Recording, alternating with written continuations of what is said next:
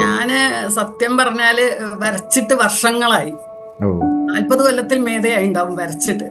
Drawing ക്ലാസ്സിന് ചേരണമെന്നൊക്കെ, പക്ഷെ ജോലി തിരക്കും കുടുംബവും അറിയാലോ. അതൊക്കെ കാരണം പല സാഹചര്യം സമ്മതിച്ചില്ല. പിന്നെ റിട്ടയർ ആയിട്ട് ഒന്ന് രണ്ട് പേരുടെ അടുത്ത് പോയി പഠിക്കാൻ, പക്ഷെ വിചാരിച്ച പോലെ നടന്നില്ല. അങ്ങനെ ഡ്രോപ്പായി. അങ്ങനെ ഇരിക്കുമ്പോഴാണ് സാറിന്റെ പരസ്യം ഫേസ്ബുക്കിൽ കാണുന്നത്. ഫേസ്ബുക്കിൽ കണ്ടപ്പോ ഞാൻ അപ്പൊ തന്നെ വാട്സപ്പ് ചെയ്തു. ഉം. പക്ഷെ എന്നിട്ടും ഒരു സംശയമായിരുന്നു. ഓൺലൈനെ പലരോടും ചോദിച്ചപ്പോ ഓൺലൈനായിട്ട് ഡ്രോയിങ് പഠിക്കാൻ പറ്റുമോ എന്നുള്ള ഒരു സംശയം പലരും പറഞ്ഞു. അപ്പൊ എനിക്കും ഒരു പൈസയും കൊടുത്തിട്ട് വെറുതെ ഇരിക്കേണ്ടി വരും. പലരും പല തട്ടിപ്പും ചെയ്തിട്ട് അങ്ങനെയൊക്കെ പറഞ്ഞിട്ട് ഇത് നടക്കുമോ എന്നൊക്കെ സംശയം പറഞ്ഞു. പലരും പലരും പിന്നോട്ട് വലിക്കാനാണ് സത്യം പറഞ്ഞാൽ ശ്രമിച്ചത്. സത്യം പറഞ്ഞാൽ ഒരു പൂവ് ചോദിച്ചിട്ട് ഒരു പൂങ്കാവനം കിട്ടിയ ഒരു പ്രതീതിയാണ്. ഉം. ഒരു ചെറുതായിട്ടൊന്ന് വരയ്ക്കണം എന്റെ മനസ്സിന്റെ തൃപ്തിക്ക് എന്ന് മാത്രമേ ഞാൻ ആഗ്രഹിച്ചിട്ടുള്ളൂ. പക്ഷെ ഇപ്പൊ വളരെ നന്നായിട്ട് എനിക്ക് വരയ്ക്കാൻ സാധിക്കുന്നുണ്ട്. അതിന് സാറിന് നൂറ് നൂറ് നന്ദി. മനസ്സിന്റെ ഉള്ളിലുള്ള അടങ്ങാത്ത ആഗ്രഹം കൊണ്ടാണ് ചേർന്നത്. അത് എത്രത്തോളം എന്ന് പറഞ്ഞറിയിക്കാൻ പറ്റില്ല. നമുക്ക് സാധിക്കാത്ത ഒരു കാര്യം നേടിയെടുത്ത ഒരു സന്തോഷമുണ്ട് ഇപ്പോൾ. ജന്മനാ ഉള്ള ഒരു കഴിവ് മാത്രമാണ് എന്ന് പറഞ്ഞവരോട് ജന്മനാ കഴിവുണ്ടോന്ന് എനിക്കേ അറിയില്ല. ആഗ്രഹമുണ്ടെന്നുള്ളതല്ലാതെ അങ്ങനെ ഒരു കഴിവുണ്ടോന്ന് എനിക്കേ അറിയില്ല. അപ്പൊ ഉം. ആഗ്രഹം ഉണ്ടായിരുന്നു. അപ്പൊ ആഗ്രഹമുള്ളവർക്ക് സാധിക്കും എന്നുള്ളതാണ് എനിക്ക് പറയാനുള്ളത്. ആഗ്രഹം മാത്രം പോരാ, നല്ലൊരു ഗുരുവിനെ കിട്ടണം, ആ ഗുരു പറഞ്ഞ പോലെ അനുസരിക്കണം. ഇത്രയും ഉണ്ടായാൽ നമുക്ക് സാധിക്കും. അത് മാത്രം ചിത്രത്തിന്റെ കാര്യത്തിൽ മാത്രമല്ല, ജീവിതത്തിൽ.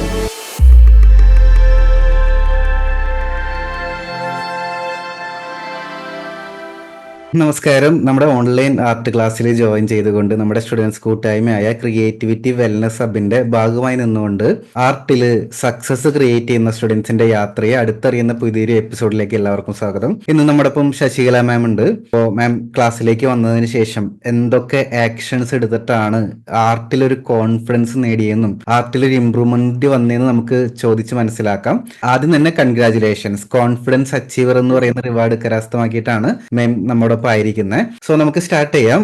അപ്പൊ അതിന് തന്നെ ബാക്ക്ഗ്രൗണ്ട് എന്ന് പറഞ്ഞ് എവിടെ നിന്ന് വരുന്നത്, എന്തൊക്കെയാ ചെയ്യുന്നത് എന്നുള്ള കാര്യങ്ങൾ. പാലക്കാട് വടക്കഞ്ചേരി എന്ന് പറഞ്ഞ സ്ഥലത്തു നിന്നാണ് വരുന്നത്. വടക്കഞ്ചേരിയിൽ കമ്മാന്ത്ര എന്ന് പറയും ലോക്കൽ സ്ഥലം. അവിടെ മദർ തെരേസ സ്കൂളിൽ വർക്ക് ചെയ്തിരുന്നു. HM ആയിട്ട് റിട്ടയർ ആയി. 2016 റിട്ടയർ ആയതാണ്. അതിനു മുമ്പ് തന്നെ വലിയ താല്പര്യമായിരുന്നു ഡ്രോയിങ് ക്ലാസ്സിന് ചേരണമെന്നൊക്കെ, പക്ഷെ ജോലി തിരക്കും കുടുംബവും അറിയാലോ. അതൊക്കെ കാരണം പല സാഹചര്യം സമ്മതിച്ചില്ല. പിന്നെ റിട്ടയർ ആയിട്ട് ഒന്ന് രണ്ട് പേരുടെ അടുത്ത് പോയി പഠിക്കാൻ, പക്ഷെ വിചാരിച്ച പോലെ നടന്നില്ല. അങ്ങനെ ഡ്രോപ്പായി. അങ്ങനെ ഇരിക്കുമ്പോഴാണ് സാറിന്റെ പരസ്യം ഫേസ്ബുക്കിൽ കാണുന്നത്. ഫേസ്ബുക്കിൽ കണ്ടപ്പോ ഞാൻ അപ്പൊ തന്നെ വാട്സപ്പ് ചെയ്തു. പക്ഷെ എന്നിട്ടും ഒരു സംശയമായിരുന്നു. ഓൺലൈനെ പലരോടും ചോദിച്ചപ്പോ ഓൺലൈനായിട്ട് ഡ്രോയിങ് പഠിക്കാൻ പറ്റുമോ എന്നുള്ള ഒരു സംശയം പലരും പറഞ്ഞു. അപ്പൊ എനിക്കും പൈസയും കൊടുത്തിട്ട് വെറുതെ ഇരിക്കേണ്ടി വരും. പലരും പല തട്ടിപ്പും ചെയ്തിട്ട് അങ്ങനെയൊക്കെ പറഞ്ഞിട്ട് ഇത് നടക്കുമോ എന്നൊക്കെ സംശയം പറഞ്ഞു. പലരും പിന്നോട്ട് വലിക്കാനാണ് സത്യം പറഞ്ഞാൽ ശ്രമിച്ചത്. അപ്പൊ ഞാൻ മക്കളോട് ചോദിച്ചു. അപ്പൊ അമ്മയ്ക്ക് താല്പര്യം ഉണ്ടെങ്കിൽ ചേർന്നോ, നോക്കാലോ, എന്തായാലും ശ്രമിക്കാലോ. നമ്മുടെ ആഗ്രഹമല്ലേ, കുറെ കാലമായിട്ട് ഞാൻ പറയണതാണ്. അവരോടും പറയും എനിക്ക് ഡ്രോയിങ്ങിന് ചേരണം, എങ്ങനെയെങ്കിലും പഠിക്കണം എന്നുള്ള കാര്യം പറഞ്ഞിട്ടുണ്ടായിരുന്നു. അപ്പൊ അമ്മ ഒന്ന് ചേർന്ന് നോക്കുമെന്ന് പറഞ്ഞു. അങ്ങനെയാണ് വീണ്ടും ഞാൻ രണ്ടാമതും വാട്സപ്പ് ചെയ്തു. അങ്ങനെ ജോയിൻ ചെയ്തു. സത്യം പറഞ്ഞാൽ ഒരു പൂവ് ചോദിച്ചിട്ട് ഒരു പൂങ്കാവനം കിട്ടിയ ഒരു പ്രതീതിയാണ്. ഒരു ചെറുതായിട്ടൊന്ന് വരയ്ക്കണം എന്റെ മനസ്സിന്റെ തൃപ്തിക്ക് എന്ന് മാത്രമേ ഞാൻ ആഗ്രഹിച്ചിട്ടുള്ളൂ. പക്ഷെ ഇപ്പൊ വളരെ നന്നായിട്ട് എനിക്ക് വരയ്ക്കാൻ സാധിക്കുന്നുണ്ട്. അതിന് സാറിന് നൂറ് നൂറ് നന്ദി. സത്യം പറഞ്ഞാൽ എങ്ങനെയാന്ന് പറഞ്ഞാൽ, സാറ് പറഞ്ഞ അതേപോലെ ടൈം ടേബിൾ സെറ്റ് ചെയ്ത് അതേപോലെ ഫോളോ ചെയ്ത് സമയം ഉണ്ടെങ്കിലും ഇല്ലെങ്കിലും 1 മണിക്കൂർ എന്തായാലും ഡ്രോയിങ് എന്തെങ്കിലും വരയും. നന്നായാലും നന്നായില്ലെങ്കിലും ലൈൻസ് ഒക്കെ ഇട്ട് എന്തെങ്കിലുമൊക്കെ ശ്രമിച്ച് അങ്ങനെ അങ്ങനെ വരച്ച് ഈ കോൺഫിഡൻസ് അച്ചീവറിനെ നേരത്തെ എനിക്ക് ശ്രമിക്കണം എന്ന് ആഗ്രഹം ഉണ്ടായിരുന്നു.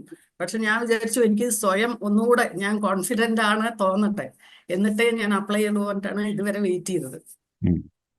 അങ്ങനെ ഓൺലൈനായിട്ട് ആർട്ട് പഠിക്കുന്നതിനൊക്കെ മുമ്പ് ഇപ്പൊ നമ്മുടെ കമ്മ്യൂണിറ്റി മെമ്പർ ആണ്, നന്നായിട്ട് പഠിക്കുന്നുണ്ട്, നന്നായിട്ട് വരയ്ക്കുന്നുണ്ട്. പക്ഷെ അതിനൊക്കെ മുമ്പൊക്കെ നമ്മൾ സ്വന്തമായിട്ട് വരയ്ക്കാൻ ശ്രമിക്കുമല്ലോ, ഇതൊന്നും പഠിക്കാതെ, ശാസ്ത്രീയമായിട്ട് പഠിക്കാതെ വരയ്ക്കാൻ ശ്രമിക്കുമല്ലോ.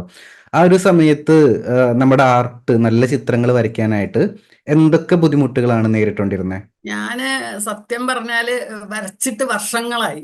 ഓ 40 കൊല്ലത്തിൽ മേതെയായി ഉണ്ടാവും വരച്ചിട്ട്. പിന്നെ സ്കൂളിൽ പഠിക്കുമ്പോൾ സയൻസ് എക്സിബിഷൻ, മാത്സ് എക്സിബിഷൻ അങ്ങനെയൊക്കെ വരുമ്പോൾ ചെറുതായിട്ട് വരയ്ക്കുന്നല്ലാതെ നല്ലൊരു ചിത്രം വരച്ചിട്ടില്ല. അത് ഇങ്ങനെ കണ്ട് കണ്ട് ഇങ്ങനെ ആഗ്രഹിക്കും. ഓരോരുത്തരും ഇത് എങ്ങനെ വരിക, ഇതൊക്കെ ജന്മനായുള്ള കഴിവാണ്, ആവില്ല എന്നുള്ള ഒരു വിചാരമായിരുന്നു. അങ്ങനെ എന്നാലും മനസ്സിന്റെ ഉള്ളിലുള്ള അടങ്ങാത്ത ആഗ്രഹം കൊണ്ടാണ് ചേർന്നത്. അത് എത്രത്തോളം എന്ന് പറഞ്ഞറിയിക്കാൻ പറ്റില്ല. നമുക്ക് സാധിക്കാത്ത ഒരു കാര്യം നേടിയെടുത്ത ഒരു സന്തോഷമുണ്ട് ഇപ്പോ.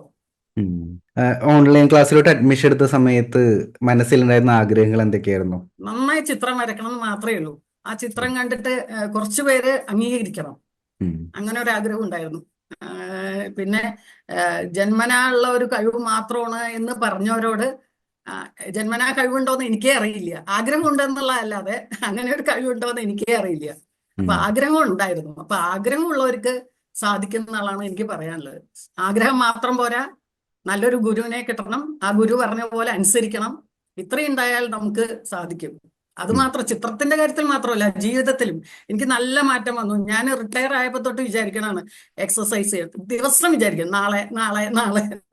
ഇപ്പൊ കൃത്യമായിട്ട് രാവിലെ എണീച്ച് 5 മണിക്ക് പോവും, 6 മണി വരെ നടന്നിട്ട് വരും. അങ്ങനെയുള്ള ഒരു ചിട്ടയൊക്കെ വന്നു. ഹെൽത്തിൽ തന്നെ നല്ല വ്യത്യാസം വന്നു.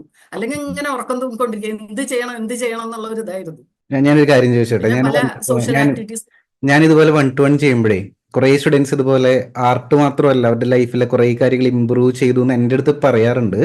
അപ്പൊ എനിക്ക് കേൾക്കാൻ ആഗ്രഹമുള്ളൊരു കാര്യം, എങ്ങനെയാണ് ഇതൊക്കെ ഇമ്പ്രൂവ് ചെയ്യാൻ തോന്നിയത്? ആ ഒരു മൊമെന്റ് നമ്മുടെ ലൈഫിൽ വരണമല്ലോ. ഇപ്പൊ ആരോഗ്യമാണെങ്കിലും ഡെയിലി നടക്കാൻ പോകുന്നതാണെങ്കിലും നമുക്ക് സ്വയം ഒരു തോന്നൽ വരണ്ട, എനിക്ക് ഡെയിലി നടക്കാൻ പോകണം.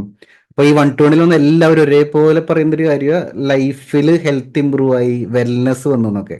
അപ്പൊ നമ്മുടെ കോഴ്സ് എങ്ങനെയാണ് ആ ഒരു വെൽനെസ് വരുത്താനായിട്ട് ഹെൽപ്പ് ചെയ്തതെന്ന് പറയാവോ?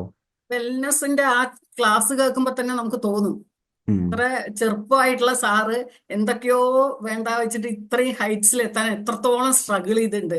അങ്ങനെയുള്ള ആളൊരു ഗുരുവായിരിക്കുമ്പോ പറയുന്ന പോലെ ചെയ്താൽ നമുക്ക് എന്തെങ്കിലും ഒരു നേട്ടം ഉണ്ടാവുമെന്ന് നമുക്ക് തന്നെ തോന്നും. അപ്പൊ ചെയ്യാതിരിക്കണത് സാറിനോട് ചെയ്യണ ഒരു അനീതിയാണെന്നും കൂടെ തോന്നും. അപ്പൊ നാളെ നാളെ എന്ന് വെച്ചത് ഇന്ന് ഇന്ന് നാക്കാൻ തുടങ്ങി. അതാണ് സത്യം. പിന്നെ എനിക്ക് ചോദിക്കാനുള്ളത്, നമ്മുടെ കോഴ്സിൽ കുറേ എലമെന്റ്സ് ഉണ്ടല്ലോ. ഇപ്പൊ നോക്കുകയാണെങ്കിൽ നമുക്ക് ഫേസ്ബുക്ക് ഗ്രൂപ്പ് ഉണ്ട്, റെക്കോർഡർ കോഴ്സ് ഉണ്ട്, വീക്കിലി മീറ്റിംഗ് ഉണ്ട്, മാരത്തോൺ ഉണ്ട്.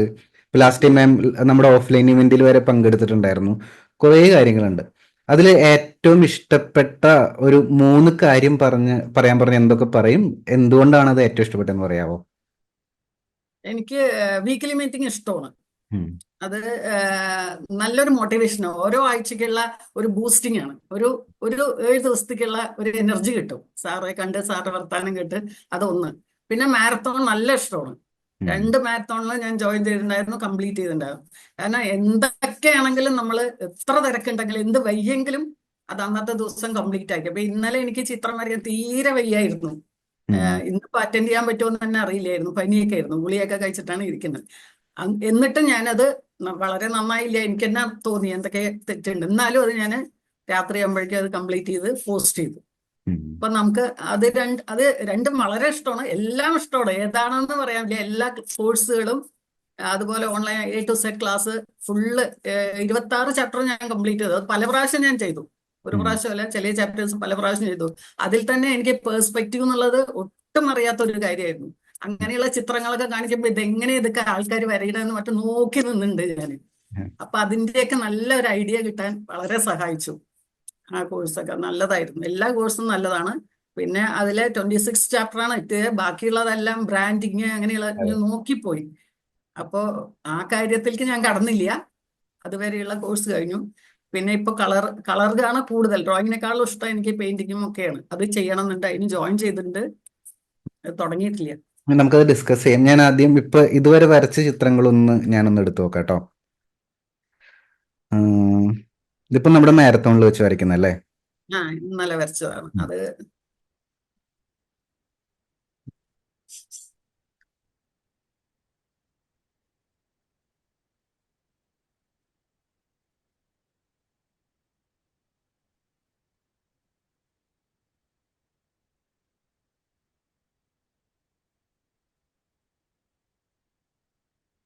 നമ്മുടെ ലാസ്റ്റ് മാസ്റ്റർ പീസ് ചെയ്തല്ലേ? അതെ അതെ.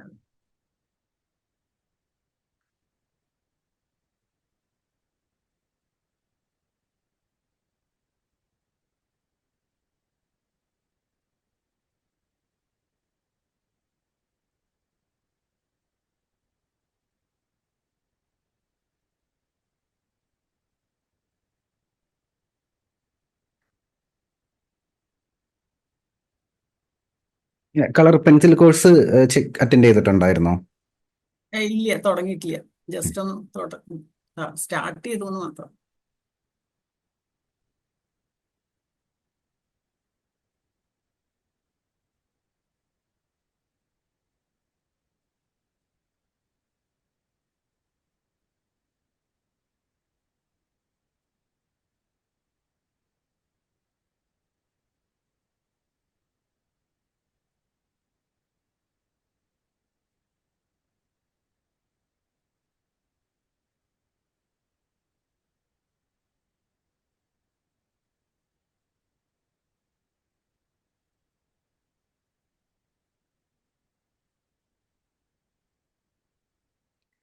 ഏതാ കൂടുതൽ ഇഷ്ടം, പെയിന്റിംഗ് ആണോ ഡ്രോയിങ് ആണോ? ഇപ്പൊ ഡ്രോയിങ് ഇഷ്ടമായി. പെയിന്റിങ് ആയിരുന്നു പണ്ട് ഇഷ്ടം. ഇപ്പൊ ഇപ്പൊ വരച്ച് വെച്ച് ഡ്രോയിങ്ങിനോട് ഇഷ്ടം തുടങ്ങി. എന്തായാലും ഡ്രോയിങ് നല്ലോണം ആയിട്ട് പെയിന്റിങ് തുടങ്ങുള്ളൂ എന്നിട്ടാണ് നമ്മുടെ തീരുമാനിച്ചിരിക്കുന്നത്. ഡ്രോയിങ് കറക്റ്റ് ആയി കഴിഞ്ഞാലേ പെയിന്റിങ് ചെയ്യുന്നത് ഓട്ടോമാറ്റിക്കലി ശരിയാവും. പലരും ചെയ്യുന്ന മിസ്റ്റേക്ക് ഡ്രോയിങ് കറക്റ്റ് ആക്കാതെ പെയിന്റിങ്ങിലോട്ട് ജമ്പ് ചെയ്യും. അപ്പൊ നമ്മൾ ചെയ്യുന്ന ഷേപ്സും ചെയ്യുന്ന ഷെയ്ഡും ഒക്കെ ഡിഫറൻസ് വരും. ഞാൻ ഏറ്റവും ആദ്യം വരച്ച ചിത്രം നോക്കട്ടെ കേട്ടോ.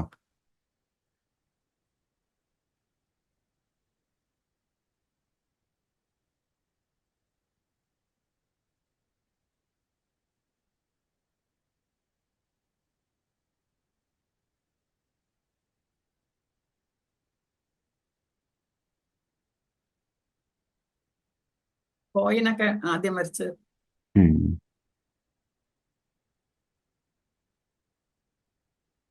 ഇതാണ് തുടക്കത്തിൽ വന്ന സമയത്ത് വരച്ചല്ലേ. ആ ആ